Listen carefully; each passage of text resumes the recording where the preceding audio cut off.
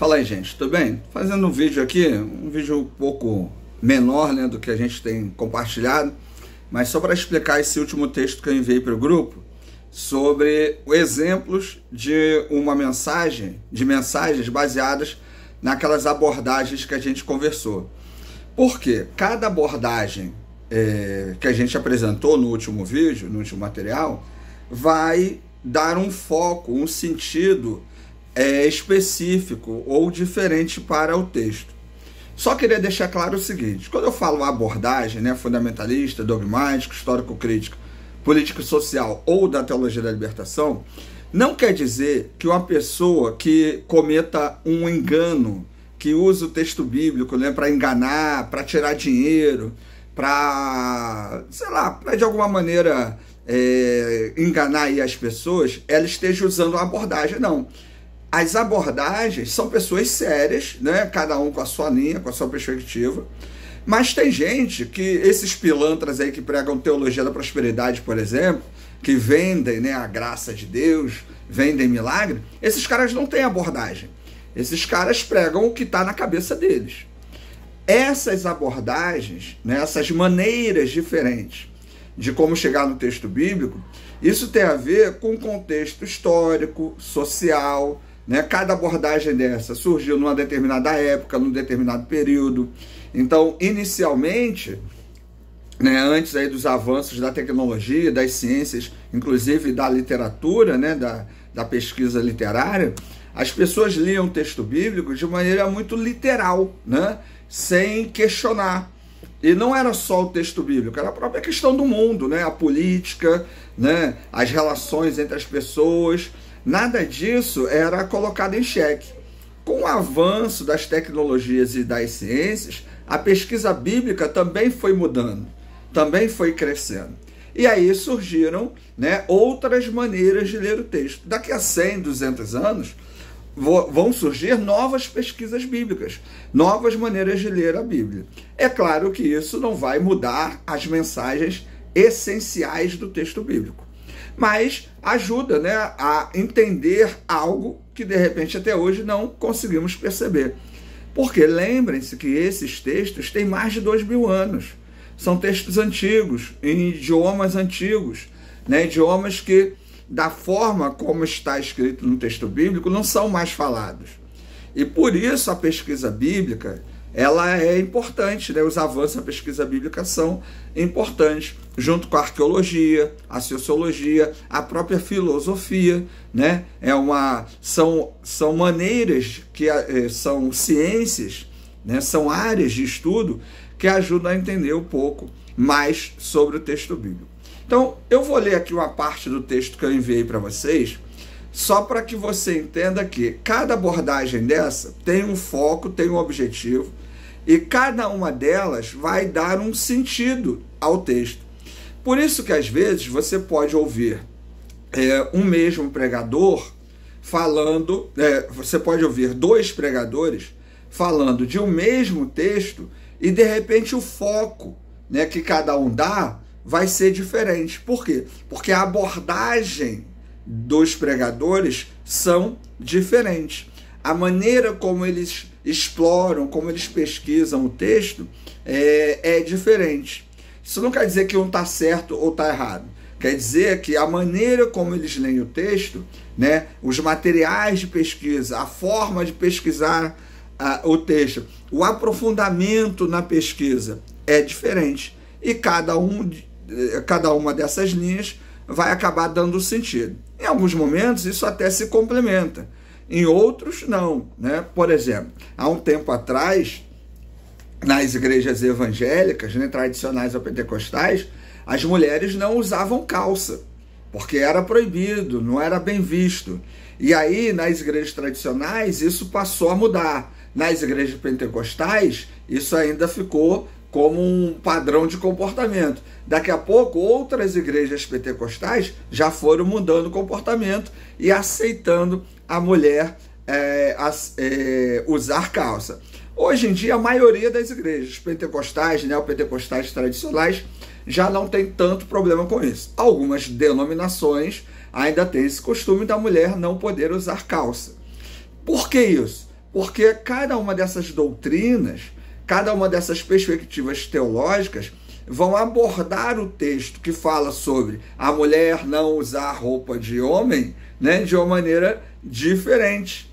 E aí alguns vão ler de maneira literal, outros vão tentar trabalhar o contexto histórico, outros vão tentar trabalhar a questão da tradução dos termos que estão envolvidos ali, outros vão pesquisar as questões sociológicas, políticas que estão envolvidas, e a partir disso cada um vai dar um significado para esse texto, né? O que a gente sabe do texto que fala sobre isso, né, lá em Levítico, é porque havia o costume naquela época dos povos, né, que estavam ali ao redor de Israel, dos homens se travestirem de mulheres e das mulheres se travestirem de homens. E nos cultos que eles realizavam, tinham orgias, né? Tinha muita coisa ali que não era adequada. Então, o povo de Israel estava sendo orientado a não ter essa prática, ou seja, a não se travestir, né? Ao homem não usar a roupa de mulher e a mulher não usar a roupa de homem, porque isso poderia ser confundido com o culto dessas outras religiões consideradas pagãs. Isso não tem nada a ver com o uso da calça, até porque tem calça feminina e calça masculina, né? Mas as abordagens mais fundamentalistas e mais dogmáticas, mais conservadoras, entenderam isso como uma mensagem dizendo: mulher não pode usar calça, ponto, né? E aí doutrinas foram estabelecidas com esse comportamento. Outras leituras menos conservadoras já foram entendendo que não, o contexto cultural, político e histórico desse texto não fala necessariamente de calça, mas fala do comportamento. Então, o homem e a mulher devem se comportar de maneira adequada, certo? Então, cada uma dessas abordagens, elas nos ajudam a entender o texto bíblico de uma maneira específica. Algumas mais aprofundadas, outras menos. De uma forma ou de outra, é importante para nós que estamos estudando o texto bíblico conhecer essas abordagens. Lembrando, não tem abordagem certa nem errada, mas é importante entender, quando você ouve um pregador, você está ouvindo ele a partir da abordagem que ele pesquisa o texto bíblico. Quando você me ouve pregando, qual é a minha abordagem? Eu sou histórico-crítico ligado à teologia da libertação. Então, a minha pesquisa, o meu material de pesquisa, a minha fala, geralmente vai estar envolvida nos aspectos, né, nos critérios, nos objetivos dessas leituras mais críticas, certo? Então vamos lá, vou fazer a leitura aqui do material que eu mandei para vocês, só para a gente ter uma ideia das diferenças aí, né, de cada abordagem. No material que eu mandei para vocês, são 3 folhas, né? Nessas 3 folhas, no primeiro momento é um material mais longo, né? E no segundo momento tem lá as abordagens e a mensagem direta. Eu vou ler essa última folha. Na última folha é uma espécie de resumo, né? Então, ao ler Salmo 91, de 1 a 10, na abordagem fundamentalista, qual seria aí, né, a diferença, a mensagem, né?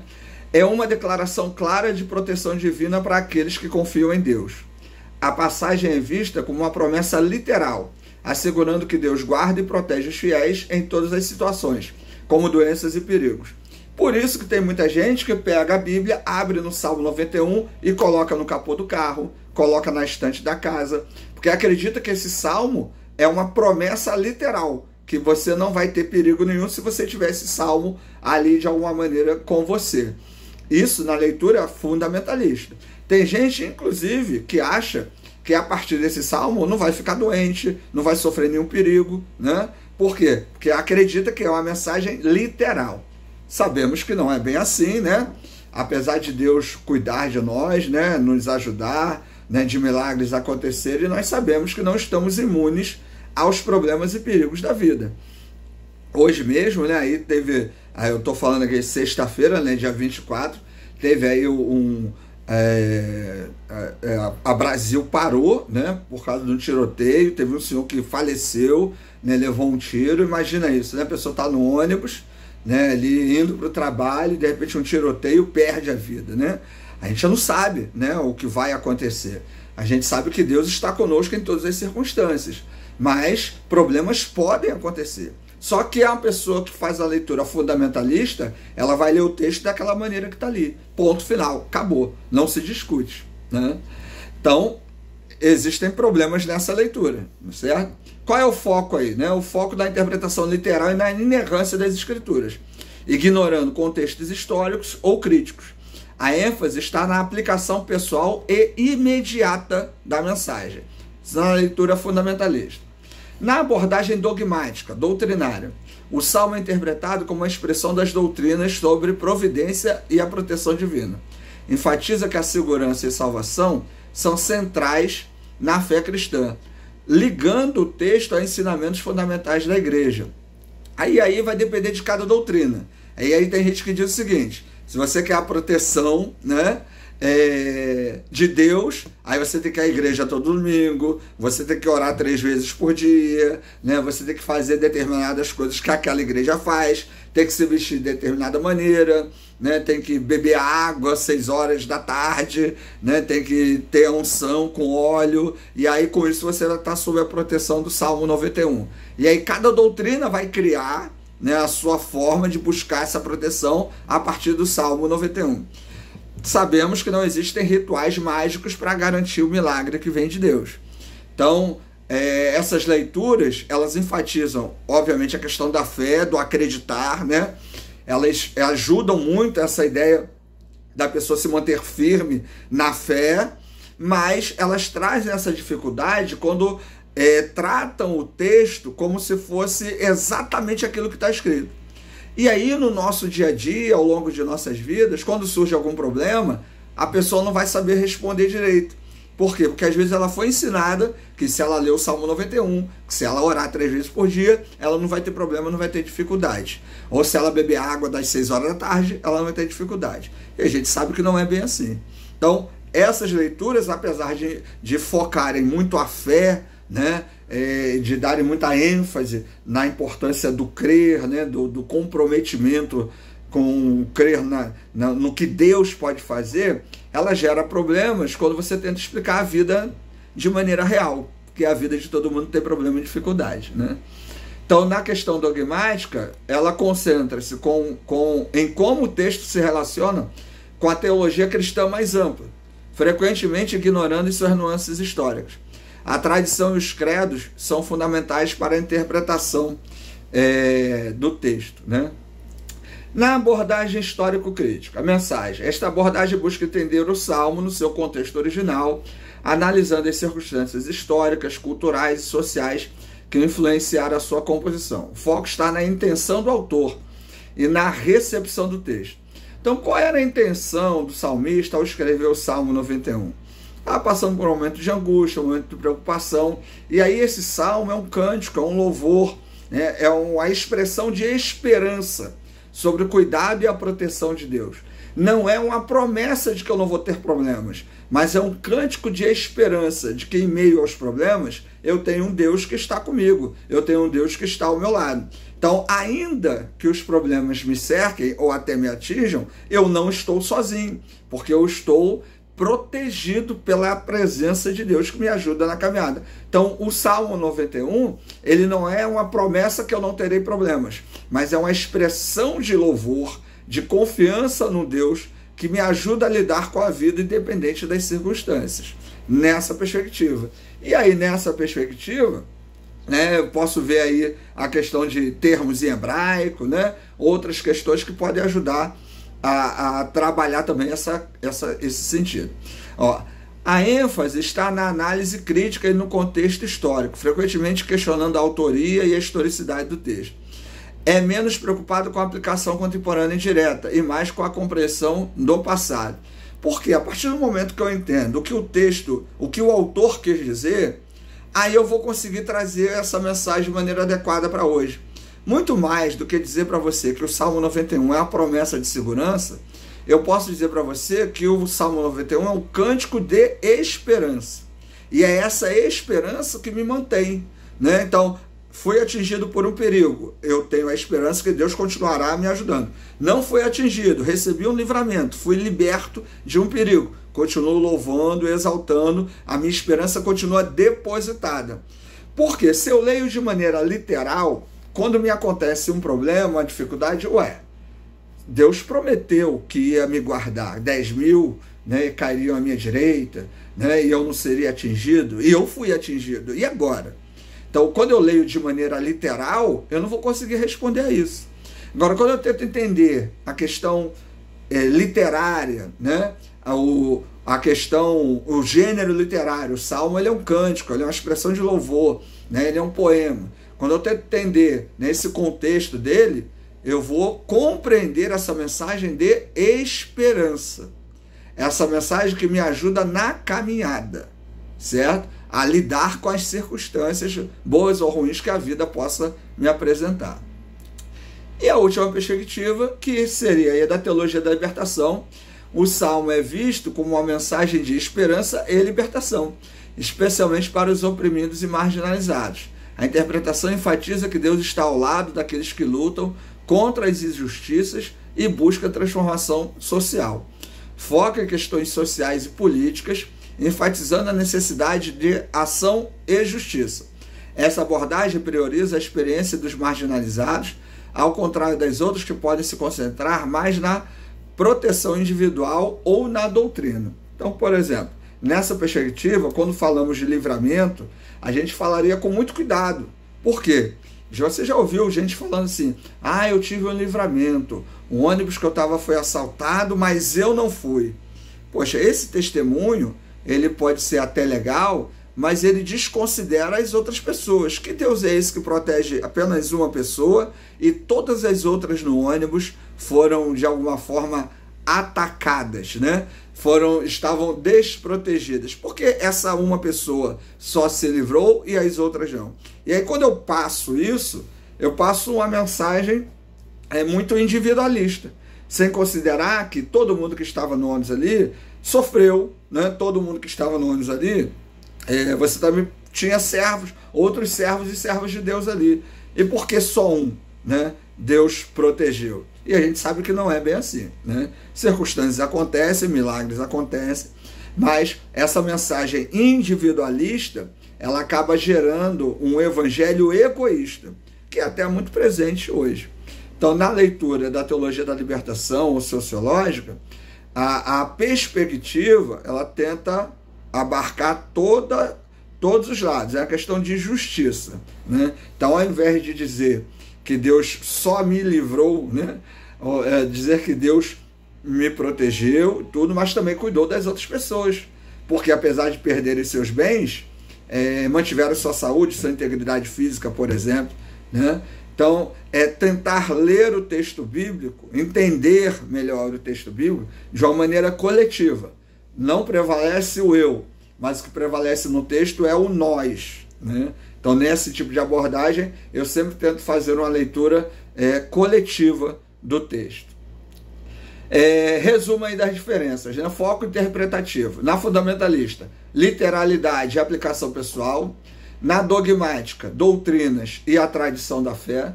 Histórico-crítica, contexto histórico e autoria. E na teologia da libertação, justiça social e a experiência aí de grupos oprimidos. Método de análise, fundamentalista, aceitação direta do texto. Não questiono, está ali, ponto, acabou. Aquilo que a gente falou, inclusive, lá em Josué 10:13. Sol parou, né? 1.000 caíram à tua direita e 10.000 ao teu lado, tu não serás atingido. Acabou, você pode passar no tiroteio, você não vai receber nenhuma bala perdida, né? Dogmática, alinhamento com as crenças e ensinamentos. Então, a doutrina estabelece que quem vai à igreja todo domingo vai ser sempre abençoado. Então, ponto, vai ser sempre abençoado, tá?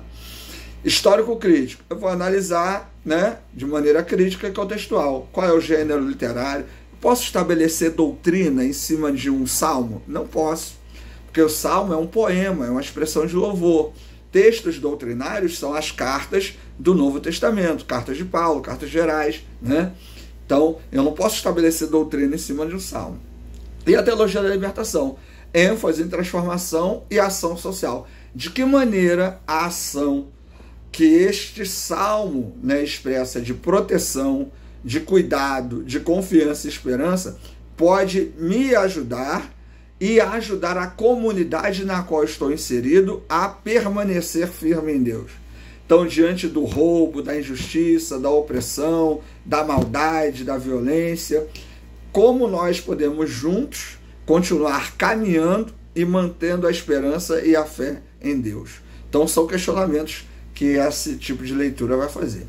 Lembrando, para cada um desses métodos, para cada uma dessas abordagens, eu tenho livros, eu tenho material específico, né? Eu vou ter comentários, introduções, nada disso sai da cabeça, né? Não é um negócio que, opa, vou orar e caiu do céu, não é assim. Então você vai pegar um comentário e se o comentário for de linha dogmática ou fundamentalista, ele vai te dar uma determinada abordagem. Se for um comentário histórico-crítico, né, mais ligado à exegese, à hermenêutica, que a gente já viu aí, falamos um pouco sobre isso, ele vai te dar uma determinada abordagem. Se for comentário na perspectiva sociológica da teologia da libertação, ele vai te dar um foco mais ligado às questões de transformação e ação social. Então, tudo vai depender também do material que você recolhe, daquilo que você lê, da onde você pesquisa. Então, o material que você pesquisa vai influenciar o método que você vai abordar e ler o texto bíblico. Tá certo, gente? Então é isso. Espero aí que o vídeo possa ter ajudado aí a esclarecer um pouco mais aí dessa abordagem, né? Eu falei que o vídeo ia ficar curto, ficou até um pouco mais longo, né? Mas aí estou aproveitando isso aí para poder ajudar a esclarecer um pouco mais, porque é interessante entender essas abordagens aí, né? Espero domingo estar lá de volta com vocês. Ariel está se recuperando, mas ontem passou mal de novo. A minha mãe também não está muito bem, então essa semana aí está numa correria aí com a minha mãe, com a Ariel. Mas eu espero aí que o final de semana tudo ocorra bem para a gente estar junto lá na igreja. De qualquer forma, eu acho que esse vídeo ajuda aí a esclarecer junto com o material. Qualquer coisa, só entrar em contato aí. Qualquer dúvida, estamos à disposição. Valeu, gente. Até mais. Boa tarde, boa noite, boa madrugada. Tchau.